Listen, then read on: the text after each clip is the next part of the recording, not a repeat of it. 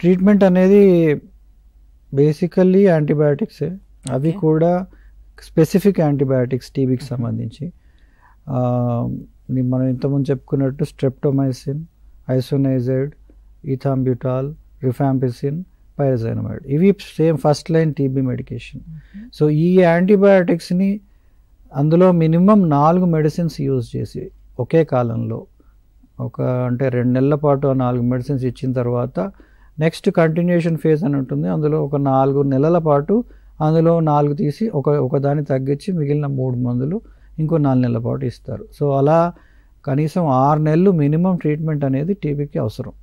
అది పూర్తిగా ఎలిమినేట్ కావాలి అంటే మందులు మొదలు పెట్టాక జనరల్గా 2 to 4 వీక్స్లో మనకి దానికి సంబంధించిన రెస్పాన్స్ బాగానే వస్తుంది.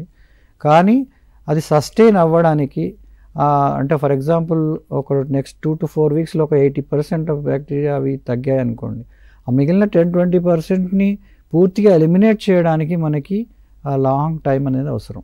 సో అందువల్ల అది 6 months కోర్స్ ఇస్తే కానీ అది మళ్ళీ తిరగబెట్టకుండా మ్యాక్సిమం దాన్ని కంప్లీట్గా క్యూర్ చేసే అవకాశాలు మనకి అప్పుడే వస్తాయి. సో అందువల్ల దాన్ని మినిమం 6 months వాడి, కొన్ని సందర్భాల్లో కొన్ని పర్టిక్యులర్ లైక్ టీబీ కండిషన్స్లో మనం దాన్ని ఈవెన్ 1 year 1.5 year కూడా ఇవ్వాల్సిన అవసరం ఉంటుంది.